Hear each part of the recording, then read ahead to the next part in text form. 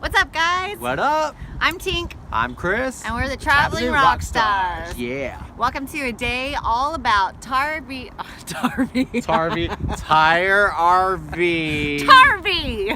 RV tires and what? Fatal mistakes Fatal. you don't want to make.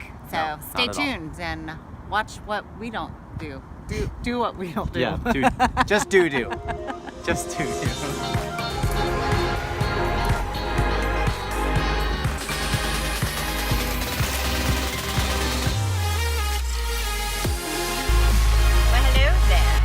YouTubers.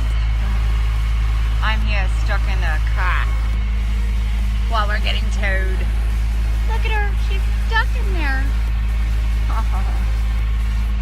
Got a flat tire and we got stuck in the mud off the 101 in California, the most beautiful highway in the world. Well, in America at least. And you can't see, but there's the ocean. Well, we're on our way to be parked outside of a tire place overnight, and hopefully they can fix it in the morning and we can be off and have more experience to share with you. Alright, good night. We had a flat tire on the side of the road. It was Explosion. fun. It really did. It exploded. I'm not sure what we hit or if our pressure was just too little for our weight, because we are 2,000 pounds overweight. Why are you Don't pointing try at this me? at home, girls and boys. No, I'm not 2,000 pounds. We wanted to show you what can happen whenever you have your tires not properly inflated, or you have tires that are from 2000. It is now 2019. It's a newer year. It's January. It's January. So, we're going to show you right in here. Do you have the keys? Yeah, let's do this. The inside dually tire, it exploded, which happens to be, get this, right behind our black tank. All the colors of the rainbow. Black. As Tip was mentioning last night, this is basically the aftermath. This is all, they call it Guage stuff, that expanding foam, because we basically blew out everything here. And We had a huge crack in our black tank. This is just a temporary fix. You know, we're not RV mechanics, nor could we find one. But I act We're in like a small one. town. I try to act like one even when I have tools that fly out of my truck. But yeah, so basically right under here we have expanding foam and everything to protect the tank. But yeah, it was actually completely blown out. All this board directly underneath the side of the tank was there before supporting. Now it doesn't exist and there's foam. That's a fatal. Yeah, that's called a fail.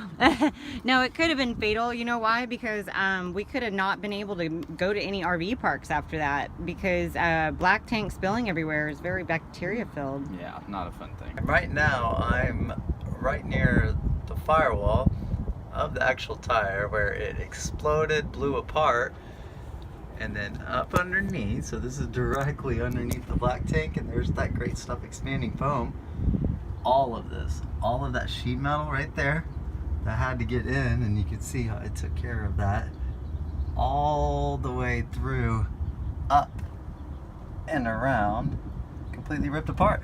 So that's what I had to do in the middle of the night, is put that back all together and make sure that we didn't lose some of that nice black tank magic all over the place. So when I pull out of here, you'll be able to get perspective. So here we are in the foreground, and that's the tire backing up and out. So that gives you an idea what happens. You get an explosion inside, slaps around, smacks that bad boy I showed you underneath, pulling back up and out. That's exactly what's above, and that's what could have fatally have happened if we were looking at something like that big tank under there. Yeah, that bad boy, that's called gasolina.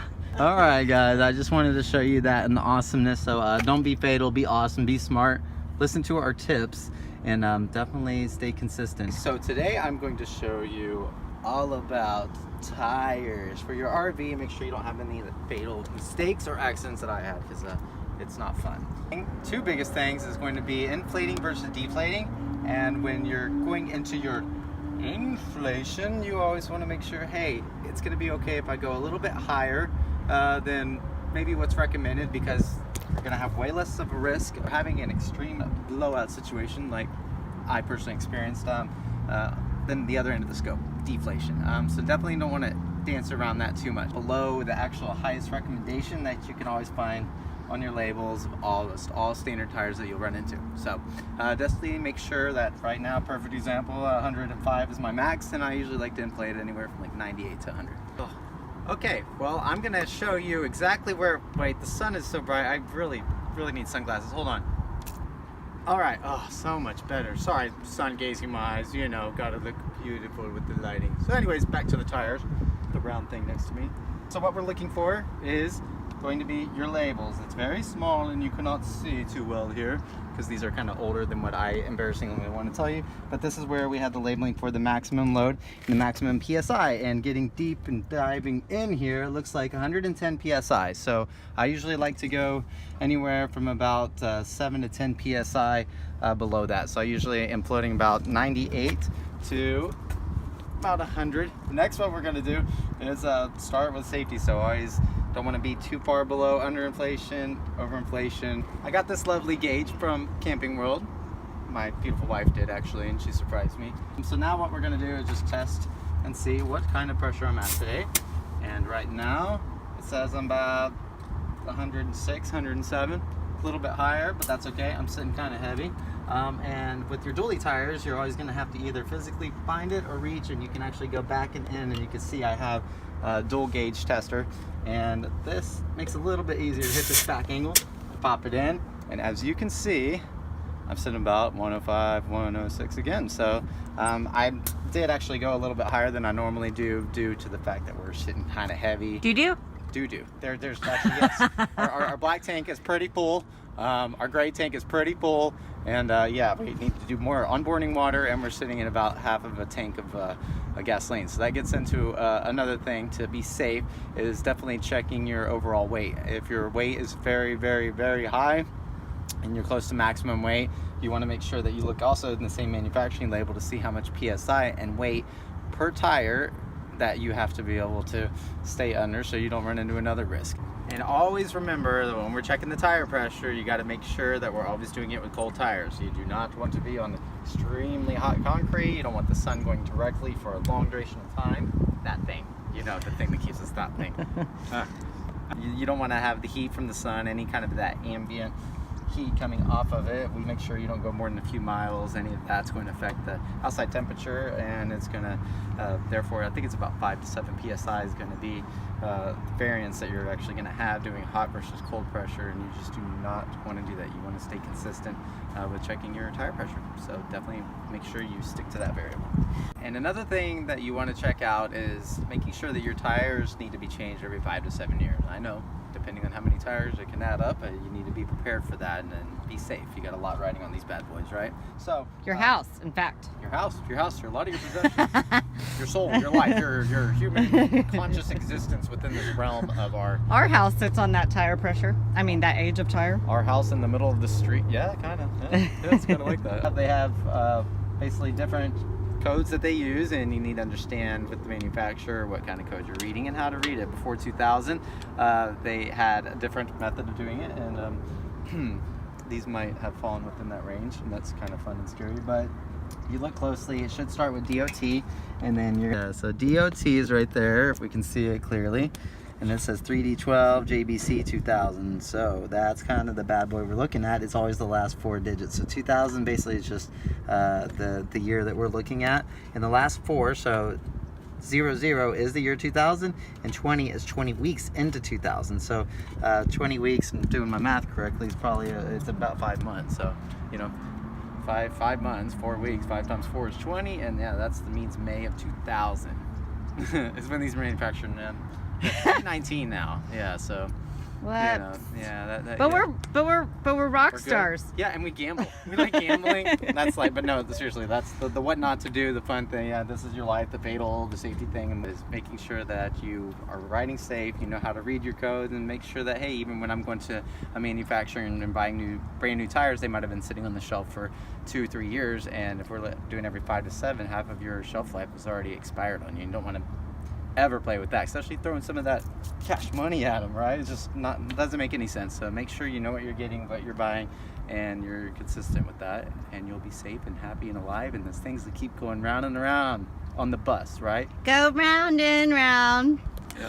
Round and round! Yay! A couple pro tips from the pros, being the pros from not knowing anything. Doing everything wrong one time so that we can get it right for you guys, so that you don't have to mess up. To always have a spare tire. Since we just ruined ours, we're gonna have to go buy a new one. And always make sure you keep those receipts so that you can return them if anything malfunctions. The warranty holds up for, I believe, 5 years. And so if you don't have the receipt, the manufacturer date that we showed you earlier will be what they go by instead of, and you could get a tire no matter where you get it from.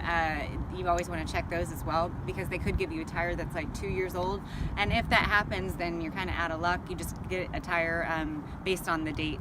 And also, you want to make sure your jacks are down whenever you're parked for a long time, just because it keeps the tire pressure off of your tires, and that just helps your tires longevity. Today, I hope you learned a lot of what to do because of some mistakes that we've had fatally and not, because we're still alive. Boom, boom.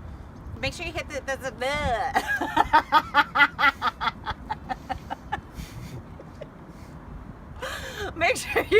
make sure to hit that subscribe button and the notification bell to get notified every time that we have a new video, every Thursday and every Sunday. Watch out for that. Wow. And then make sure to follow us and subscribe to our channel. We also have some other videos for you right here, or up there, or wherever right there, or right YouTube there. decides to move it. You'll decide. A couple pro tips from the pros. So you want to make sure that you have your tires on